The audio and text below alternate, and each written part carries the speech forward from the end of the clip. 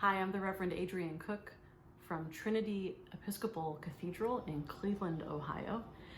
And I'm talking to you today about the Enneagram. For those of you who know what the Enneagram is, some of this material might not be new to you, but I am being trained in the narrative tradition of the Enneagram, and what might be new to you is learning about the Enneagram through interviews of the types. So you can look forward to 9 interviews in this series. Today's interview is the first in the series. But if you are looking for some history or Christian connection to the Enneagram and you'd like to learn more, you can watch a video presentation on Trinity Cleveland's YouTube channel. And it's titled The Spirituality of the Enneagram. And it's rooted in a class that I taught at Trinity Cathedral in January of 2020 that goes back to Christian monastic roots and connections related to the core vice of each type and how that structure, defined through the lens of sin in Christian tradition, helps us understand the shaping of a personality type that we may want to learn how to be more flexible with as we grow into adulthood. And so what I love about the Enneagram, and you'll hear this in that video if you haven't watched it yet, what I love about the Enneagram is that unlike a lot of other systems of personality that people sometimes feel like they're being put into a box, the Enneagram is trying to help us get out of the box that we've placed ourselves in. And that's the Christian sin connection in the root structure of each type. So take a look at that video if you'd like some more history. If you would like to learn your own type structure in the narrative tradition, listening to interviews is one of the best ways to get a sense of the energy of each type structure. And maybe you'll see yourself in some of the people being interviewed, and that can give you a clue for some deeper study and research. There are a lot of great online tools that you can go to. Narrative Enneagram is something you can Google search and you'll find some great connections there as well through Enneagram Worldwide. There are free resources, there are resources you can purchase, there are some great books, and whenever I'm teaching from a specific teacher, I will name that resource so that you can take a look. But if you're trying to take tests online, I'll just name that the tests are a great starting place, but really you're the only person who can name what your personality structure is, because you know the motivations of your own heart, the patterns of your thinking and acting. So the test can be a great place to start, but do the research on your own. Watch these videos, read some blurbs online, listen to podcasts, and if you'd like to know more, you can always find a teacher of the Enneagram and do an Enneagram interview, which can help you narrow down which type you might be. And the point of all the work is to find some freedom in personality and to realize that you have a flexibility in relating to yourself, to God, to others, and it can be a freeing spiritual experience to have that kind of self-awareness and freedom. So I invite you on this journey of Enneagram exploration with me, and let's take a look at the first panel on the Enneagram 7. So I want to talk about love and the Enneagram, but I'm going to do it through the specific lens of centers of intelligence. This is that first text. Actually, could I have one of my 7s read it aloud? That would be awesome. Beloved, let us love one another, for love is from God, and whoever loves has been born of God and knows God. Anyone who does not love does not know God, because God is love. Beautiful. And if I could have another volunteer, read that one out. Love is patient, love is kind, it does not envy, it does not boast, it is not proud, it does not dishonor others, it is not self-seeking, it is not easily angered, it keeps no record of wrongs. Love does not delight in evil, but rejoices with the truth. It always protects, always trusts, always hopes, always perseveres. Love never fails.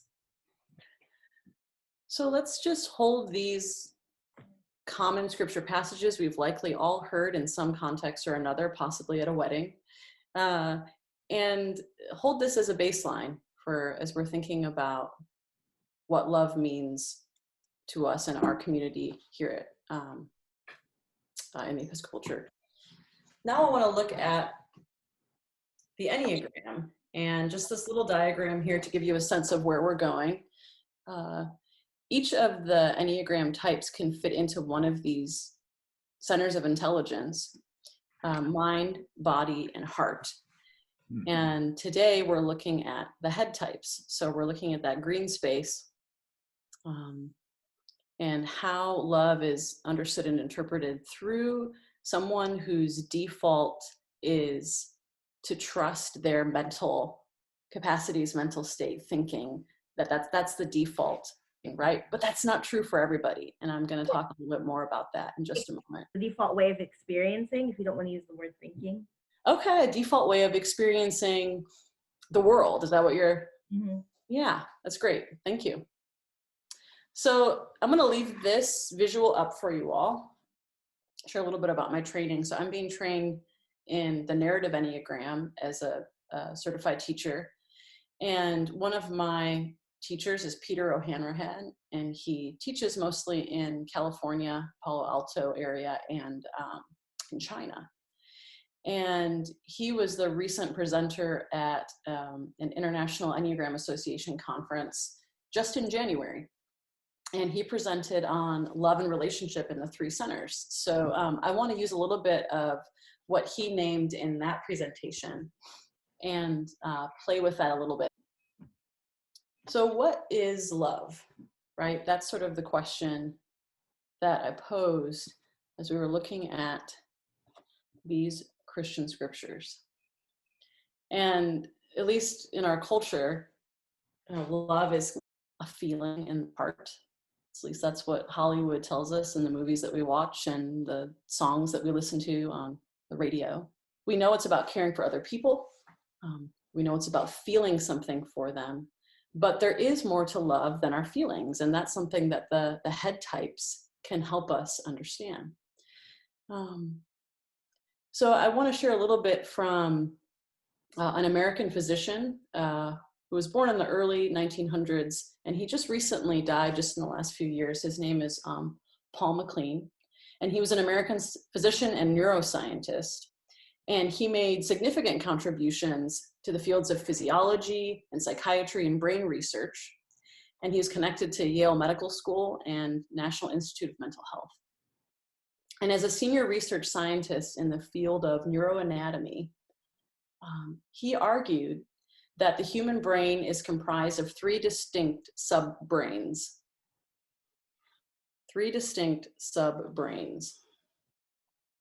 And each are the product of a separate age in evolutionary history. So he talks about this triune brain, and this is the science that the centers of intelligence in the Enneagram are built upon. So if we look at this image on the screen, you'll notice that in the Enneagram, the numbers 5, 6, and 7 are in the thinking triad and have an emotional fixation toward fear or anxiety. And all of the types in the thinking triad have that bent. And we'll talk a little bit about that in a minute.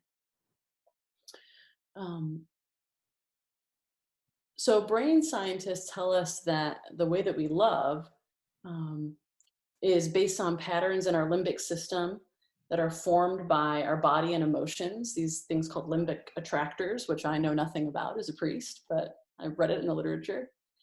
And this helps us organize our communication with others and evoke a response from them, this sense of relationship. And love from the head center is what Christian tradition has traditionally thought of as charity or agape, an experience of love that sort of transcends personal gain. So it's transcending something you're getting from it with your body, transcending something you're getting from it in your emotion. It's not detached from those, but it transcends them in some way. And so when we talk about God as love, it's this sort of transcendence from a mental head type perspective. So this whole class is going to be shaped on understanding the role of our 3 centers of intelligence to help us appreciate how we already love others, how we can further develop our capacities in the head or heart or body center of intelligence, and just a recognition that knowing the Enneagram already helps us with the structures of our own personalities, and our focus will be trying to think through maybe what stops us from being able to love the people that we want to love, or doesn't allow us to love people the way that we want to love them or be loved in return. So I want to turn to 7s. Each type in this thinking triad is unique in terms of how fear is a part of that personality structure. If I say 7's fear might be primarily the fear of FOMO, does that ring possibly true with any of you? Okay, so what's FOMO? Fear of missing out. Fear of missing out. The images of gluttony are often related to food, right? But that's not so for a head type in the Enneagram. The gluttony of the 7 is about wanting more and more and more information, life experience, energy, good things. And so the gluttony is actually a mental gluttony. And so this fear of missing out, there's always got to be something out there, something better than what's happening right now. And so that's my summary as someone who's not a 7. And so I'd love to hear from you all what fear of missing out might look like for an Enneagram 7 or for you in your experience. Okay, and I just realized because we didn't get to do our introductions at the beginning, nobody knows who you are, so we're going to have to backtrack just a second. All right, so let's start with this. The basic proposition for an Enneagram 7 is that pain and frustration can be avoided and good things in life can be assured if I create a lot of options, if I make sure I have a lot of opportunities, and that there's always an adventure that I can go on. The focus of attention is on the positive things in life. And maybe that's part of the fear of missing out that I'm trying to be playful with, is there are so many good things. So there's always good things happening. And so a 7 really wants to be able to experience as much as possible of all these good things. So the 7 is commonly thought of as the epicure or the enthusiast. Life is an adventure, pleasure seeking. Life is about enjoyable experiences. Some of the attributes of 7s are often optimistic and active and energetic. With brains that seek information, 7s commonly seek and can find multiple options in any circumstance. It's said that 7s have difficulty with commitment. Sometimes I've heard 7s say that's true. Sometimes they've said not so true, and it just depends. So I'd love to hear your all's perspective on that. But part of that comes from 7s tend to not like having limitations set on them. Yeah, I see some head nods. I've even had 7s talk about like someone talking and they feel like they're being choked or something like is happening right here, like the life is sort of being sucked out. So something about limitations, and maybe that's where the commitment piece from other people's perspectives kind of comes from. So that's the snapshot of the 7. Are you able to connect with anything that was said in that snapshot? And before you answer, if you could tell us who you are and what your connection is with the Episcopal Church on the Diocese of Ohio, that'd be awesome. I can go first if Lauren and Amy don't care. I'm Leah Romanelli. I am the Director of Youth Ministries at St. Paul's in Cleveland Heights, and I am a postulant and currently in seminary, but don't ask me what year because I'm doing it the slow way. So I'm between several years. I'm all of the years. So going back to that sense of need for adventure, I think one of the most self-aware things I've ever said, but I wasn't self-aware when I said it, was in the middle of a job interview when the priest I was interviewing for my first youth ministry position, and he asked me something about how I do with administrative work. And I said, well, if something's not an adventure, I'm not going to do it. And then I realized what I said, and I was like, but I can make anything an adventure. I think that is at the core of my personality, is that if it's not fun, I'm not going to do it. And so I'm constantly playing games with myself to convince myself to do something as simple as wash the dishes. If I can wash the dishes in the time it takes me to listen to this podcast, then I win. Stuff like that.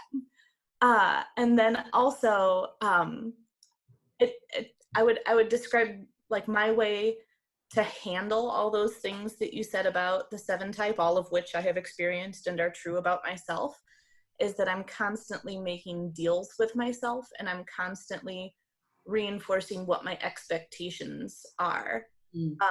And so, like, for example, yesterday when I was talking about my fiance, he has a crazy 2 weeks coming up at work with super, super long days. And so I looked at him right before we said goodbye, and I was like, just so you know, I'm not planning to see you for 2 weeks. And he was like, wait, why? What's happening? He's a 9. That took him by surprise. He's also not a planner, so he hasn't been thinking about the next 2 weeks.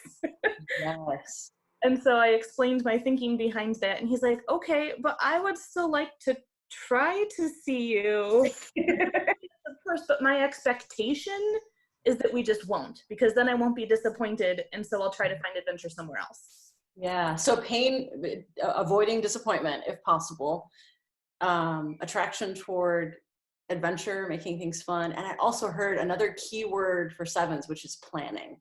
Yeah. Yeah. Does anybody want to speak to what planning means to you as a 7? Yeah. So my name's Amy. I'm the camp and program director at Bellwether Farm.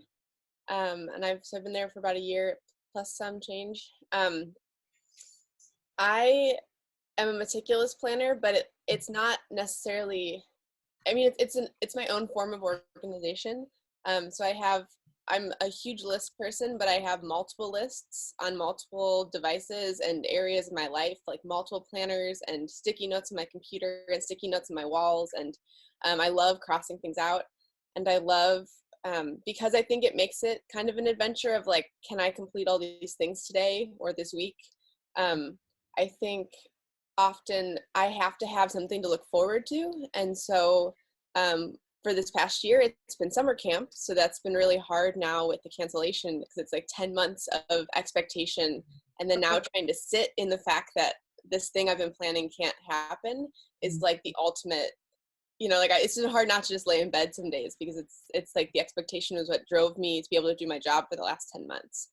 And so now it's like immediately, as soon as we had made the decision, I was like, okay, well, this summer I can work on the farm and I can do this thing and I can bring groups out this way and I can engage, like it was immediately like 15 ideas. And I think my coworkers were like, whoa, like we're still processing the initial decision, but I could not pivot to look forward. And I think it's like that with everything. Like I know I'm always anticipating how I'll feel in 3 months, what I'll be doing in 3 months, like what's coming up ahead. Like I have to have things on the calendar to look forward to, which has been really interesting in coronavirus, in the time of, knowing that most things are being canceled, because the ways that I pivoted that is like, well, how many projects can I do now? And so like, well, it's okay. I'll have a garden. Actually, I'll have a garden and like 15 garden beds, and I'll have, I continually am adding things that I can look forward to. Because I can't just sit in like the present day with nothing else. I have a friend of mine who's an Enneagram 7, and she was just saying to me that she just canceled her hotel reservation for something that's going to happen in a couple of weeks because the deadline finally hit, but she was ever hopeful that she would be able to make it to this vacation she had been planning so meticulously. in such Yeah. I was supposed to get married next weekend. That's something you planned quite a while for. And we were doing it the fast way, but it's still, I think one of the things that's been hardest during quarantine is that I have been looking forward to that and planning that, and that resource that Amy's talking about, where you instantly think of 15 other ways to do something or 15 other ways to fill the time. Like, I have not been able to access that part of myself during this, like, okay, we have to reschedule the wedding thing. And that has been one of the hardest places to be in my entire life.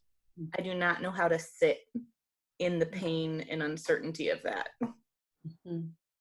And this is, you've just nailed where the avoidance is for this type structure. So the Enneagram 7 ego structure stays in place, and I can always be upbeat and make anything an adventure, so long as the feelings of disappointment or sadness don't enter in.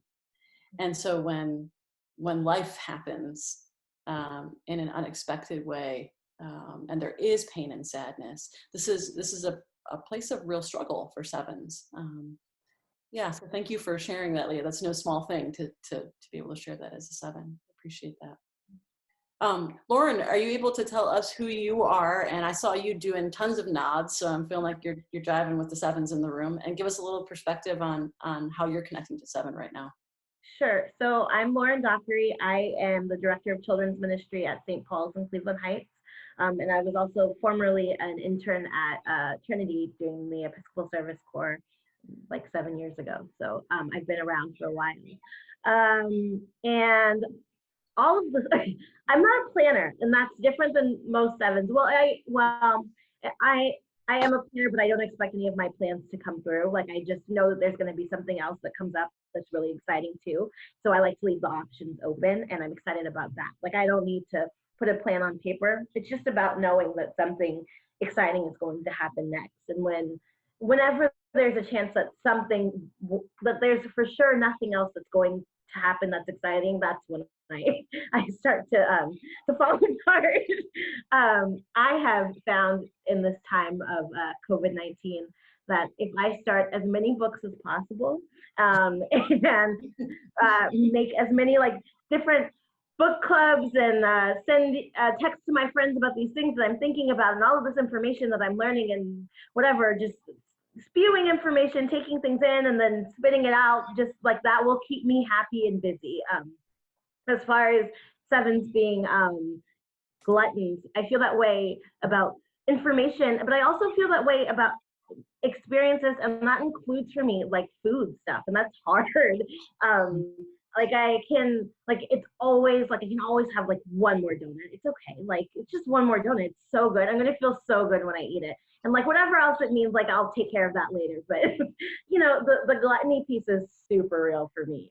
And it's not just food; it's with the information. Like if I just sit through this one next chapter, like I'm gonna learn something that's gonna change my whole life and the whole world. It's gonna be so great.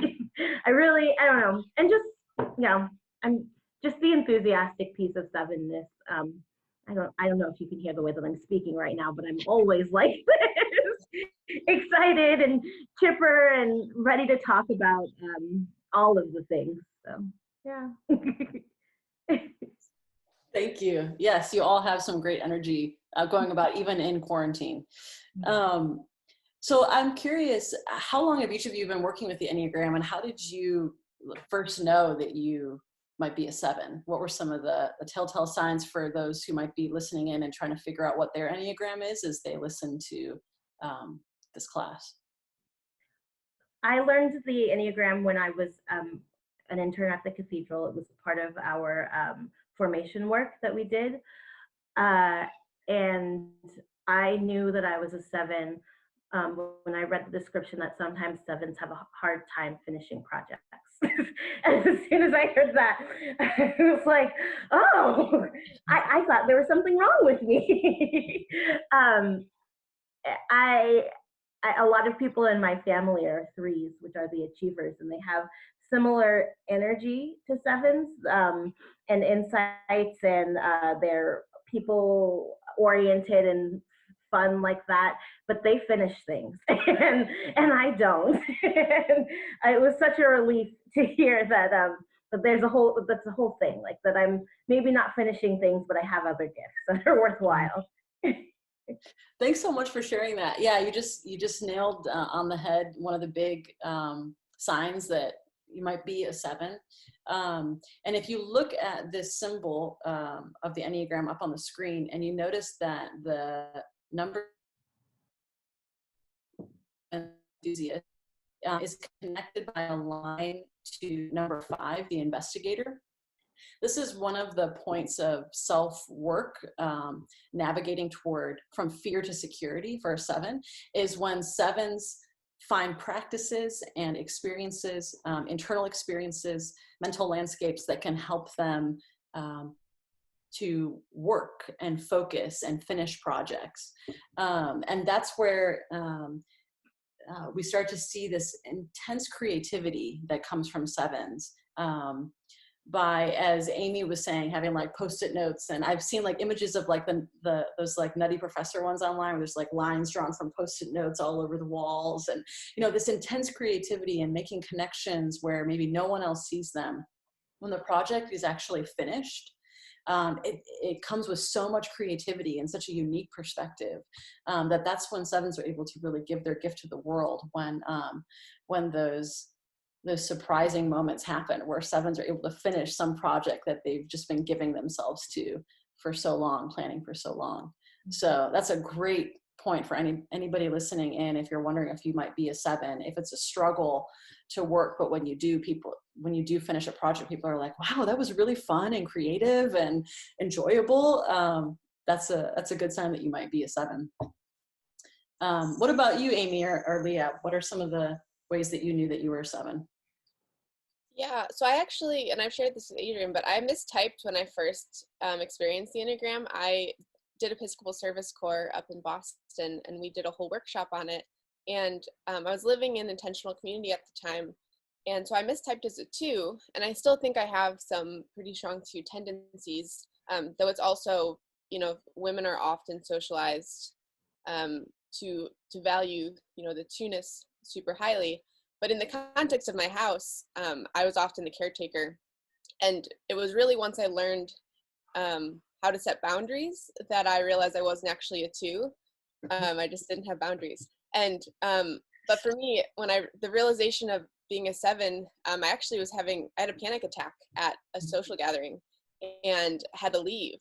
And it was really hard for me to leave, even though I was like unwell, and it was me when I was home.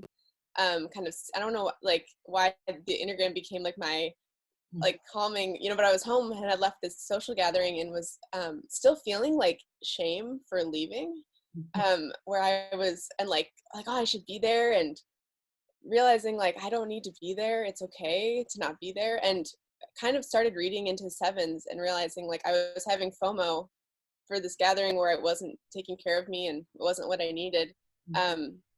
And so the more I started thinking and reading about, being a 7 and realizing, I think the more piece was kind of what pushed me to realize I was a 7 of, even when I'm in a situation where I can logically recognize, oh, this is really good. Like, I love this. I love these people. I love this place, whatever. I'm always like, what else could we add? Who else should be here? How can I, like, maybe there's a better friend for me, maybe there's a better job for me, maybe there's, like, it's this sense of like I can be satisfied, but it's like the desire for it to be better, and realizing that piece was really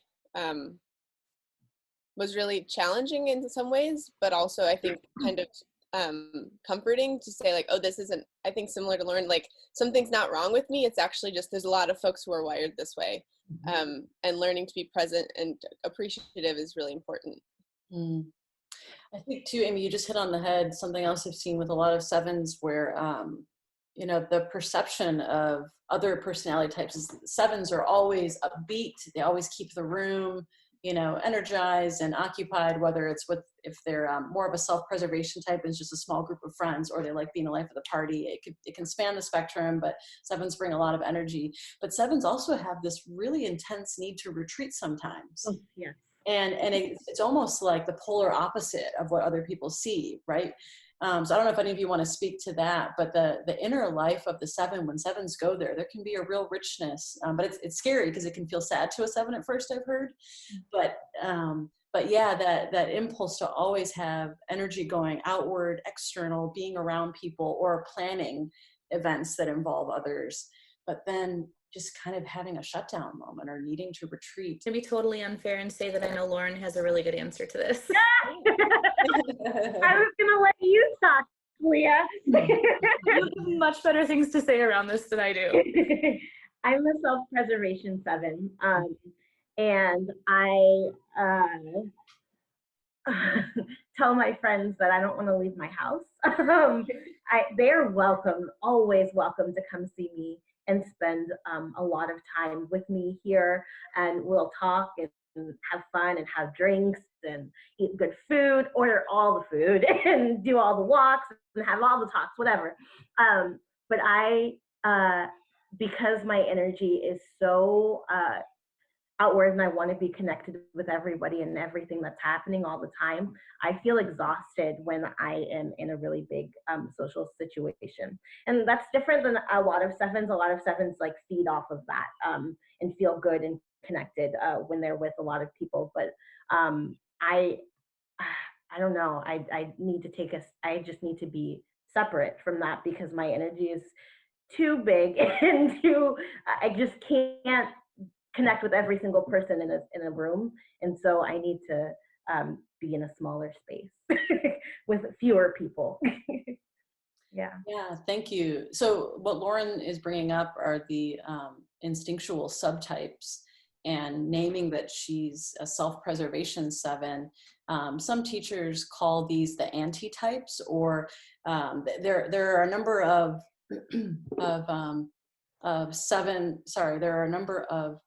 core types that have a subtype that makes them look a little different or feel a little different than the other 2. And in the 7 category, the social subtype, which tends to have this cool energy, likes to know a lot of people, kind of networking, and then the one-to-one or sexual subtype 7 likes the intensity of relationship, romantic, friendship, might like to perform in a big crowd, likes that one-on-one feel. I can be funny, I can be big, I can be playful. They like that one-to-one energy. Those are common images of a 7. But the quote-unquote anti-type, the self-preservation 7 often brings that sense of bigness, largeness of personality into the home. And I don't know if this is true for you, Lauren, but I've heard self-preservation 7s say, the way I plan is I love to have like a great dinner party, but I choose who's going to come. Yes. And I might make my house, maybe I like do-it-yourself projects at home, and I like sort of building my my house of fun that people can come to on sort of my terms and the energy I'm able to expend with them. So that's, some of that sounds familiar to you then as a self-preservation? Oh, that's exactly right. That's exactly right. I always say I don't want to leave my house. I want to be around my people, and when they're here, I'm loud and take up a lot of space. But going to a club or a restaurant or even a party amongst good friends at somebody else's house just changes the whole dynamic for me, and I just want to feel completely comfortable and safe. I would add to this that I'm a one-on-one 7. That's my subtype, and often the planning leading up to an event, like going out clubbing, is way more exciting than the clubbing itself. Right.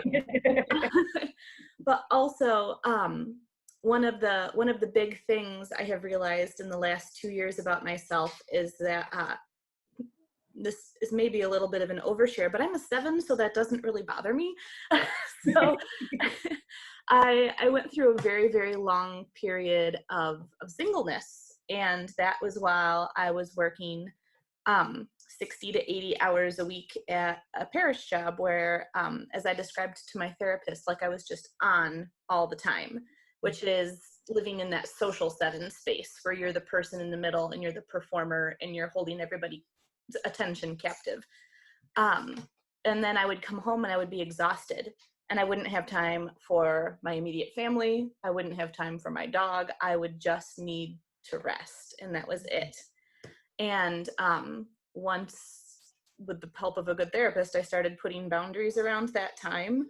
I realized that I had much more energy left for relationships in my life, and that actually more intimate settings are way more my style, and I don't have to live into that social 7 energy except for maybe a couple times a week, like if I'm giving a sermon or something like that. And that actually I can do much more good work if I learn how to play to my strengths in smaller, intimate relationships. And also because that freed up more energy in my life, I started dating again, and that has been great. It seems like it led to good places. It was really good. Well, I want to jump on some of that relationship energy in just a moment, but I also want to ask, Amy, aren't you a social subtype? So that's really cool. We've got a social self-preservation and a sexual subtype, which isn't always the case. There are only 3 subtypes, and we've got the whole gamut here with the 7s.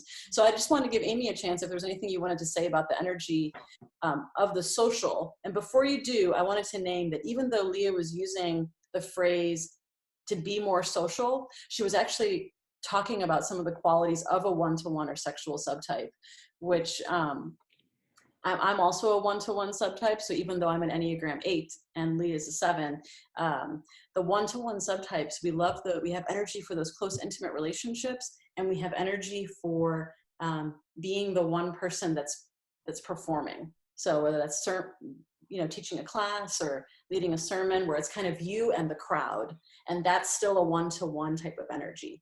So social is different. It's a more dispersed kind of energy, and I'm wondering if Amy might speak to what that instinct is like. Yeah, I think I kind of fluctuate between what feels strongest, and I've heard that, there's moments when I think I fall into the self-preservation pretty intensely, and moments where I fall into the 1-to-1 pretty intensely, but I think ultimately I rest in the social. And I think the thing that secured it for me was, I think it's something you said, Adrienne, it was like that the social subtype is like a dreamer, and so we see communities of like what's possible within groups, and so it's like we're trying to network to create what's possible for that group setting. And so I think for me, it's when and I think that's what draws me to camp spaces, is like I can facilitate groups of kids where they're experiencing a lot of joy and things that they would never otherwise experience, but I can have kind of bounce in and out of it and have a hand in all of it.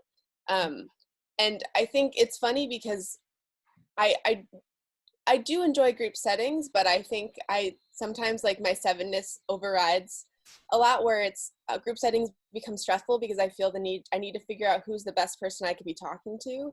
Like, and I'm missing out. If I'm talking to one person for too long, I'm probably missing out on an experience elsewhere. And so it's hard for me. Like, I love those spaces, but it's hard for me to stay present because I'm looking around and I hear something else I want to jump into, and then I leave this conversation. And so, so that's often hard for me to kind of balance. But I think the big piece is the dreaming of spaces and seeing what's possible, and then trying to build what's possible in those spaces, even sometimes when it's not maybe what other people want. Where I'm like, but we could all play a game right now, and everyone's like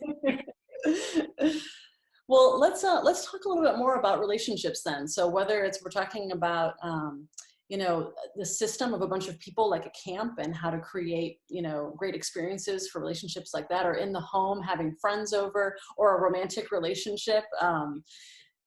Let's talk a little bit about the head center and what love looks like.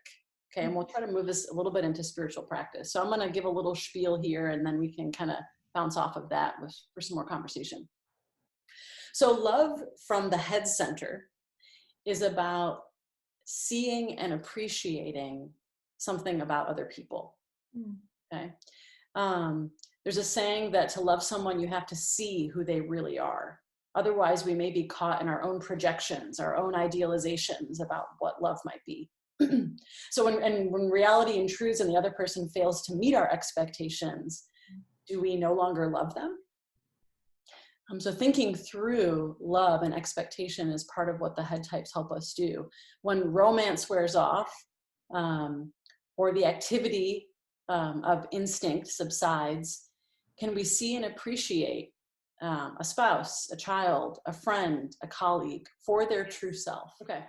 So questions about the emotional energy involved in relationship are not necessarily prioritized in head center love. Empathy is important, but it may not be required all the time. For the heart types, that might be more of a necessity. So, in fields of psychology, sometimes talk about this as positive regard, love as positive regard. For example, we maybe have experienced a dispassionate gaze of a teacher or a coach, a life coach who has seen us in a powerful way, but maybe is not super involved emotionally. We feel seen by a colleague at work, or it's not like a huge emotional component to it, but we know that we're loved for and appreciated for what we can offer. I'm going to read a quotation from Viktor Frankl, who said, "Love is the only way to grasp another human being in the innermost core of personality. No one can become fully aware of the very essence of another human being unless he or she loves that person. By love, we're enabled to see the essential traits and features in the beloved person, and even more, see the potential in them, which is not yet actualized, but ought to be actualized." So I'm going to stop there. There's more to the quotation, but you can see there's sort of this analysis of love going on in this sort of head type perspective. So did anything that I just said about love resonate with you as a 7, as a head type?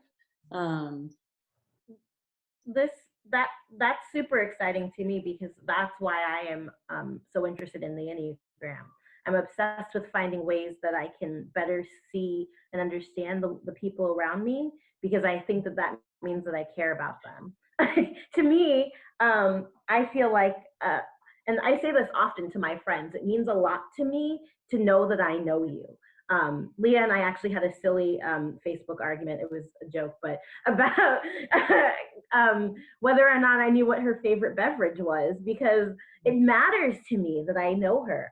I pay very close attention to my friends and to the people that I care about. I'm constantly absorbing information, whether it's something silly like what beverage they like, or something serious like how they're going to respond to pressure or conflict. Those things, I'm constantly taking in that information, and it feels like love to me.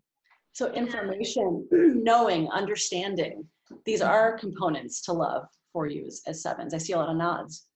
And Lauren, and 7s in general, it's so important that we know our people, that Lauren has no qualms telling me when I'm wrong about myself.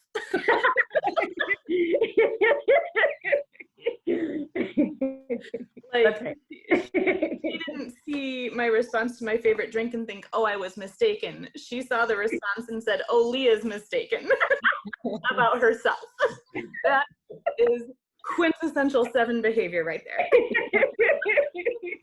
So let me jump on that a little bit for the audience to take another look at this symbol and to see the ways in which 7 is connected to the 2 other numbers. So we already talked about 7 moving toward 5 is a way for what's sometimes called the monkey mind of the 7 to focus and to bring real work into the world, creative work into the world. Well, you'll notice the other line that extends from 7 is toward the reformer. And the reformer is sometimes also called the perfectionist, and there's a sort of moral compass. So this is where 7s can go when they're under a lot of stress. Now 7s can also tap into this at any other time. It's just it's a resource point. But in levels of stress, we'll often see some perfectionistic tendencies come out in a 7. But one of the things that connected to the 1, as you were talking, Leah, in my mind, was using the moral language of wrong. Sometimes we'll hear, right? Like, so there's that mental analysis, but it also often comes with a moral judgment. And we see that in maybe something like this playful example of, no, you're wrong. That's not your favorite thing. Or the way that sevens place value on whether an experience is a good experience or not.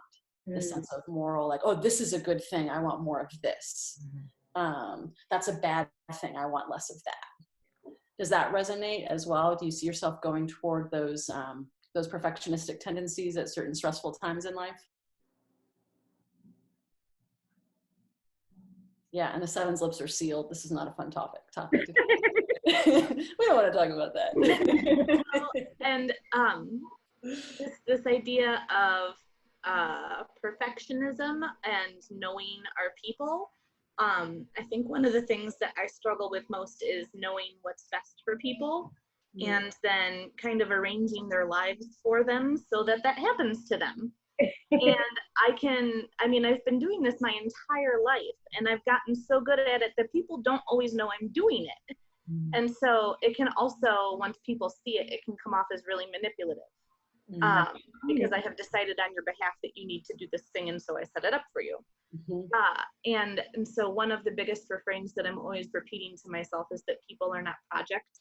And it is not my job to fix anybody except maybe myself.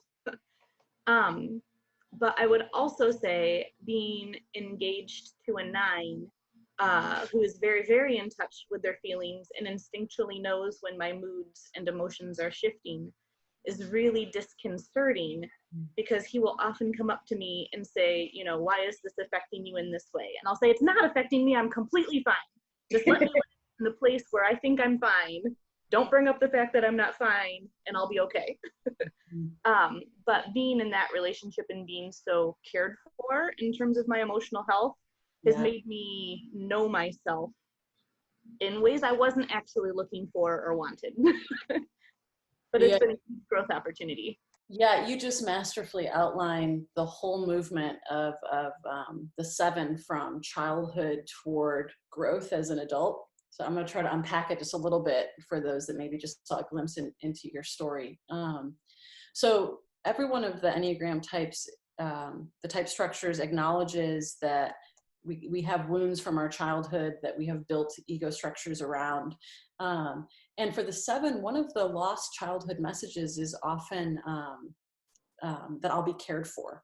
And so Leah, you just said being cared for in that way was so meaningful. And so 7s, in an attempt to correct the lack of care that was experienced in childhood, and it can come in all different forms or in perceptions from the individual. There are plenty of 7s who love their family life, but they still walked away with this sense of not having been cared for in a way that was needed. So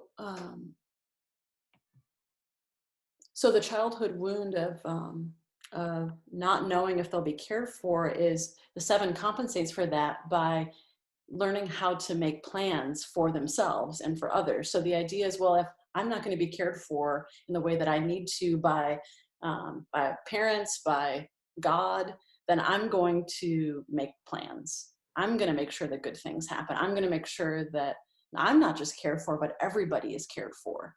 And that's why we see this impulse in 7 so often, I think, of being so aware of who's in and who's out and wanting people to be included. That's a huge part of 7s. And I've even heard some 7s say, I'm not really extroverted. I just want to make sure everybody feels cared for. And I think that's huge. That speaks to that sort of the child in the 7 saying, no, we all deserve to be cared for and have a fun, happy, loving life. And I want to try to do what I can to make that happen. So 7's movement toward health and growth as an adult is, one, to allow themselves to be cared for. And when 7s can start to release that need to plan everything, they can start to step into the present moment rather than future thinking, and allow divine plan to start to unfold. And that's when we start to see sort of some spiritual experiences and things like that emerging in 7's life. The unexpected spontaneity that 7s love so much can happen more and more because sevens didn't have a plan that had to happen in that moment, or they were open to the possibility of it not happening, which Lauren had spoken about. Sometimes she makes plans, but then she's like, oh, let's just see what's going to happen. So are there any other, what I wanted to ask was, how does this idea of sort of planning and holy plan and caring and relationship connect to how you experience spirituality as a seven, and relationships, like your relationship with God, with others in church communities? And we opened up this class with sort of a lens of love and God as love, and recognizing that sevens look at love from a head perspective, understanding and knowing things about one another to be able to care for one another better. How does that show up in terms of spiritual experience in your own life? And you're all connected to the church somehow. Yeah, so I was journaling about this before, and as I was thinking about, my spiritual life over the course of my life, was kind of laughing because I've had such a seven response to church in so many ways, and I never realized it really until now. But so I grew up in the Lutheran Church in the ELCA, and once I got to college, I ended up just kind of wanting to try more stuff. So I ended up attending a Presbyterian college, a Presbyterian church, a Lutheran church, and was part of a non-denominational youth, young adult group for a while. And then once I graduated, I attended a UCC church for a few months before I moved. And then I did Episcopal Service Corps. And then I, kind of bounced around a bit. And then I into some more contemporary spaces of today or other things, kind of not necessarily traditional church spaces. And then ended up now working for the Episcopal Church again. And so I've, it's this sense of not even wanting to commit to a church doctrine or it's kind of well, I want to see what is good and possible with everyone and how people experience and what's possible for me in a lot of different contexts. And I think most importantly of my journey though is, so when I was in 7th grade as part of my confirmation within my Lutheran church, we were suggested to go to church camp for a week. And so I went, and that completely shifted the course of my spiritual life, in that was the first time that God felt alive for me, and I could see God really clearly in community and in singing. And it was it felt so real and so present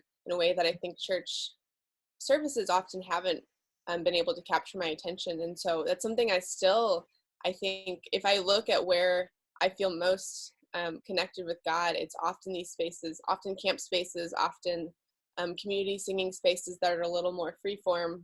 Like today is a practice I really love because it's feeling, I'm kind of able to connect with a lot of different voices, and we're all bouncing off each other. And so it's this really connected experience that I think a hymn often doesn't serve me as much in that sense, because there's a script and there's no ability to leave that script, right? And so and I think there's been a lot of shame that's come from that, of why do I have a hard time in traditional church spaces?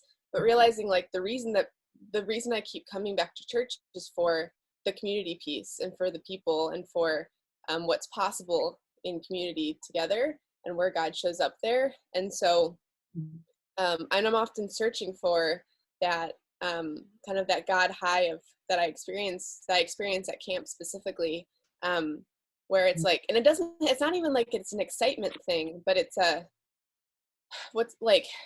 it isn't scripted. And so I was thinking, and I'll just share a really I think obvious example of this was when I was living in Boston, I had the opportunity to attend an SSJE Easter Vigil. So starting at 4 a.m., we started in the courtyard and with the monks, and kind of proceeded through. Well, I didn't know that it was a 4-hour service and that it was incredibly repetitive, and that it was, and I went to the bathroom at one point and I cried because I realized we had another hour and a half left and I just wanted breakfast. So it was a really painful experience, and I'm sitting next to my housemates who are totally in awe of this experience. And I was why don't I enjoy this? And I felt really guilty about it until I realized that's just not where I experience God. And it's where other people experience it, and that's great. And I recognize it and I love that for them, but it's not for me.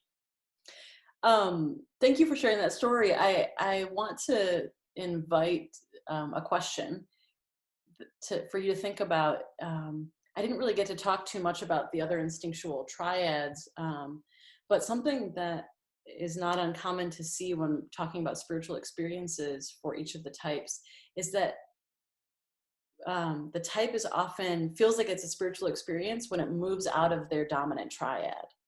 So I'm just curious if it sounds like that could be true in some of your stories where, you would think that someone who loves planning and creating structure to things, even if it's a free form structure, when it was time for spiritual experience, you were like, I don't want the 4 hour, it's written down, I know exactly what's going to happen. You didn't want the plan.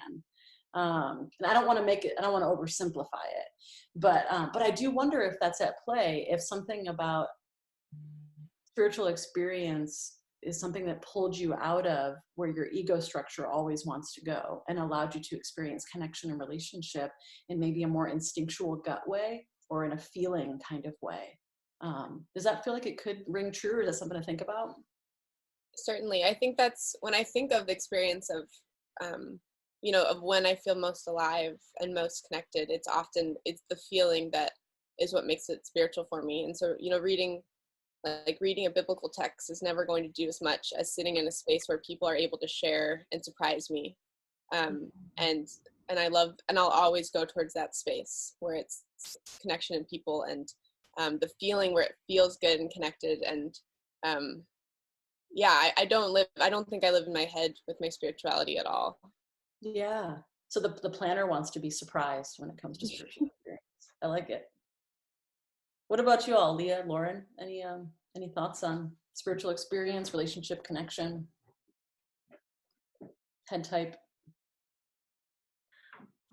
My favorite thing about being a 7 is my ability to notice and be excited about beautiful things and wonderful experiences.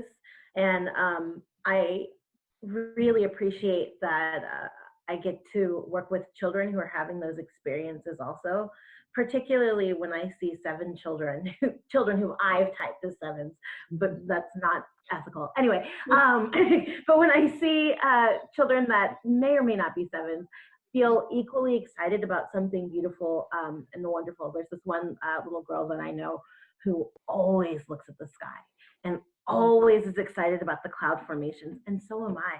And every time I look up, I can think of this person, and I can think of God surprising and exciting both of us, and with just the beauty of the world. And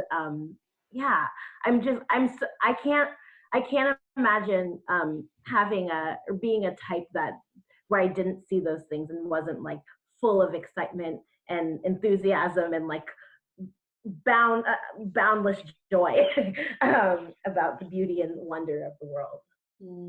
So something about tapping into that wonder and beauty is a sign for you of experiencing something spiritual. Yes, and there's the joy that comes with it. Like it's never just like, oh, that flower is nice. Oh my God, did you see that beautiful flower? God is with us. The spirit is real. Like that's that's how I feel. It's so wonderful, and I'm really grateful to be that and to have that and to get to share that with other people who don't have that in themselves.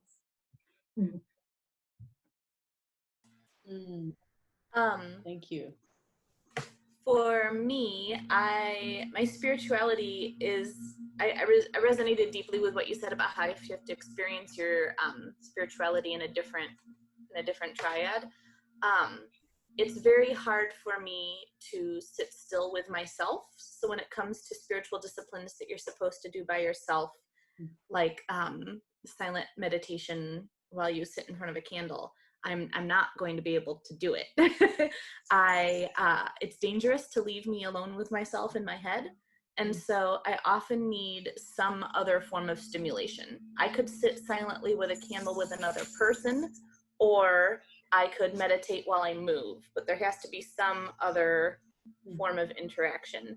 And so I find that my spirituality is at its, I'm sorry, my dog is shaking, at its deepest or most alive or feels most vibrant when I'm hiking or when I'm outside in my backyard or gardening, because I need that extra form of stimulation. And also, I mean, just like Lauren said, I am the person who will look at the flower and say, oh my gosh, God is in the flower. God is all around. This is the most beautiful thing I've ever seen in my life. And it's a dandelion in the backyard. But yes, I will say it doesn't feel safe to sit still. And it's very possible to get lost inside my head if I don't have a way to focus my attentions or my energies or my prayers. Yeah, thank you for that. That's a great connection to the instinctive triad, also called the gut triad or the body triad. And it's often in that awareness that physical activity is needed to sort of tap into spiritual experience. So that might be, what's jokingly called the aerobics of liturgy, stand up, sit down, and all. But for some people, that really helps sink in the emotional experience of worship. So needing to hike or just needing to move, go for a run while you meditate, something like that. That's I've heard a number of other sevens say that same thing. Well, thank you all. You've really shed a lot of light onto these instinctive triads and the way that maybe spirituality and relationships show up for a seven. I want to jump ahead. And first, let me ask Janet, are there any questions that popped up in chat that we should be looking at?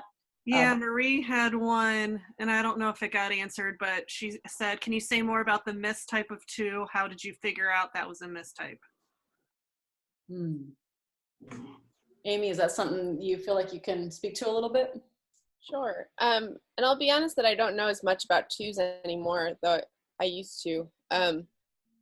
But so with 2s, and I'm sure y'all will learn a lot about them, but there's a deep empathy and care for others and an orientation towards the other. And I think there's also a tendency to kind of emotionally martyr yourself. And like, there's still a lot of guilt and shame, I think, that 2s experience that is similar to 7's guilt and shame.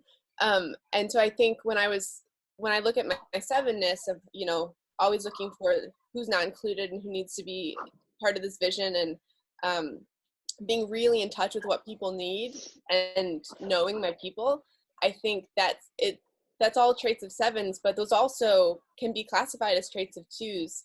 And so I think it was easy for me to see that as I at that point didn't know enough about 7s to realize their orientation towards people. And so I only associate it with 2s. And I actually had a housemate who also typed as a 2, and her and I were kind of the emotional caretakers for our house. Like, we were always, well, no, I think this person actually said this, and making eye contact during house meetings and saying, are you okay? And, checking in. And so we had assumed that those were 2 traits. And since then, she's also realized she was a 7. And so that's been, I don't know if that helps, but I think just sometimes you just need more clarity because there are overlaps, obviously. But for me, it was the underlying drive of more that I think was very apparent, that I wasn't a 2. Okay. Well, then I'll just name something else to look for with 7 and 2 mistype, is that 7s, sort of moving on that adventurous spirits, tend to see themselves as an individual in a group of people that they're trying to sort of band together. And 2s often see themselves as sort of central to the relationship. Their 2s are more focused on the intimacy of the relationships and being essential, whereas 7s are often more about the activity that's happening.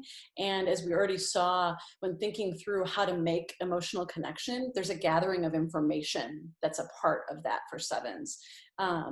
Whereas for 2s, it's more of like a gathering of emotional energy, wanting to feel connected from this place for the 2s. Whereas the 7s, it moves from here to here. So again, it's that sort of starting in the head place for a head type, whereas a 2 would be focused more on the emotional connection first as the primary goal and focus, whereas that would maybe come later for the 7. often feel like I'm a 2 when I'm in a committed romantic relationship, and I know that I'm not a 2 because because I can say no, and it doesn't make me feel sad or like I'm betraying somebody when I need to say no because I don't want to do something. I always know what I want, and it is not hard for me to put that first. And my friends who are 2s, even though they share energy that is similar to mine and the orientation towards people that's similar to mine, I watch them struggle when it's time to say no, when they have a need or a boundary that they need to set. It seems like it's very painful for them to live into that. Yeah, that's a great point. Well, thank Janet, do you want to share what the other question was that came through chat? Sure, there's a couple now. Audrey said, is it more comfortable for 7s to interact with people they know? And how do you intentionally get to know new people? Anyone want to respond to that as a 7? I mean, I think that's the subtypes too. Like for me, and I know Audrey well, for me, and Audrey knows that like for me, it's not fun to get to know new people, but I think that social 7s enjoy getting to know new people, and I don't need to do that. I love the people that I have, and when someone exciting is around, like someone new that's exciting or interesting, I'm ready to get to know them, but not everybody. I don't need to. I feel that drive. I would also say that like that's not something you would know looking at Lauren, right? Because she's the most welcoming, friendly, loving human in the world. So she might find you exhausting, but she won't let you know that.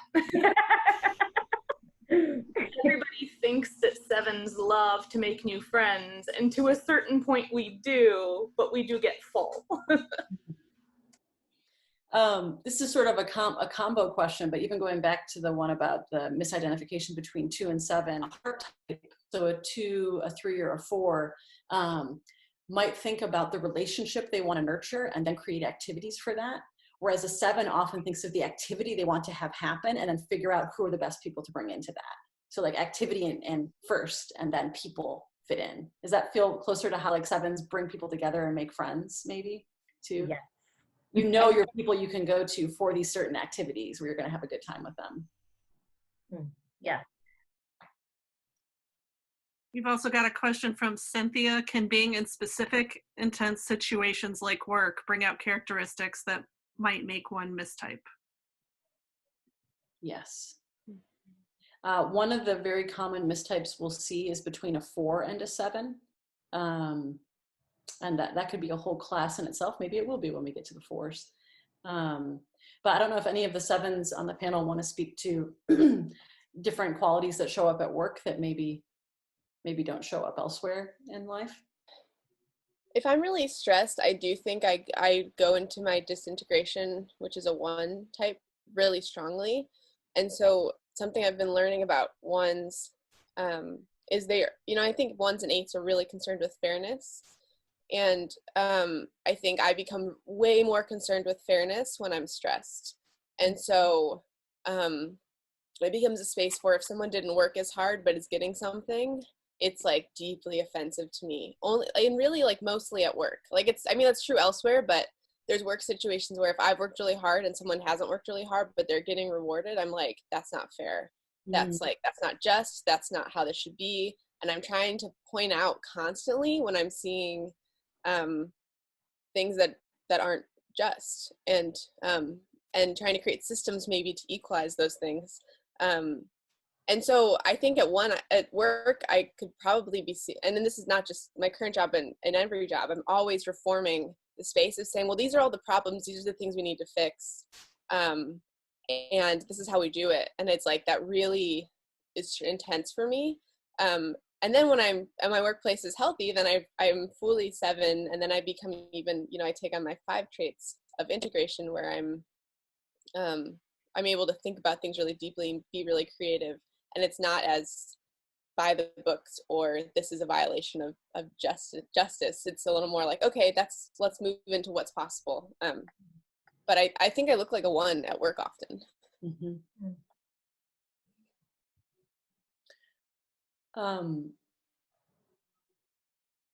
I pulled up a slide just to have a little bit of commentary on something that Amy referred to. So she talked about both her connection to 1, and she used words like disintegration, or when she's under stress, she can look like a 1, and you can see the arrow moving from the 7 toward the 1. But she also referred to the 8 energy, and that's a wing, which wings are the numbers on either side of the core number. And so each core number, so in this case, the 7, has the capacity to tap into some of the energy on either side. And I heard Amy referring to that, so I just wanted to point out that wing connection. And now you can see why we had to make a focus of centers of intelligence for the course of this class, because the Enneagram does have quite a bit of complexity to the system. I want to respond, Cynthia, also to that question by pointing out what I indicated, that there's a connection between 7 and 4. And this is often called a spiritual connection. In the original drawings from the 4th century that were playing with triangles, that it eventually became Enneagram symbols closer to the 1800s. So one of the original triangles was a connection between 7, 1, and 4. And that joy that Lauren was talking about, the joy she experiences, the beauty in life, I've heard some 7s talk about, in order for them to move from a sense of happiness to joy, they often have had to have gone through an awareness of their own sadness in some way, and be able to tap into some of that. And so for 7s, often a spiritual experience moves them toward 4. And it's a scary place to be for a 7, but when they move through it, they can often find the joy on the other side, because they've been willing to sort of dip their toe into the more difficult things in life. And that inverse can happen for 4s as well. So 4s who are very comfortable sitting in the difficulties of life, their spiritual experience is actually learning how to tap into joy. And these moments of spontaneity and joy, and moving out of sort of a deep sea of chosen sadness at times, choosing to sit in and swim in what's missing from life. When they can step out of that, they start to have this invisible line towards 7. So we often see a 7 and a 4 initially mistype if they're on this sort of spiritual journey track, if they're in the middle of that journey when they're doing a typing interview. Does that make sense? Have you all experienced some of that as 7s? Mm-hmm. Yeah. There's a special connection between 7s and 4s. Mm-hmm. It's a lot to learn from each other. My best friend is a 4, and our conversations are often challenging because they want to tell me about what is hard and what is heavy, and I want to tell them about what is good and what is joyful. And then there's so much frustration because neither of us feel like we're being heard, and we've been good friends for so long that it doesn't matter. But there's just this constant tension and frustration of missing the point. And when we're most ourselves, both of us can hear the truth in either side, and those are really special moments. I love that you said missing the point, because that's exactly what I wanted this slide to reveal. Mm-hmm. Is that in the triangle for the 7, it connects to 1 and to 5. 1 is a body type, as you see in this diagram, and 5 is a head type. 7 doesn't have a direct point connection with the heart type. Mm-hmm. And so, in those original maps done by monks, looking for Trinitarian symbolism in what would later become personality development, they made this line between a 7 and a 4. And so that's why now, hundreds and hundreds of years later, we talk about that as maybe the spiritual connection. But 7s don't have a direct, easy access point to the heart type. And I love thinking about this. When we get to type 5, we often talk about type 5s as masterminds. They're very much the nutty professors in their heads and able to bring out some really focused and amazing ideas. But sevens are the true masterminds of the Enneagram, because in health and in the stable ego personality structure, they're a head type in both of those places. So just on an average day and at their best, they remain in the head.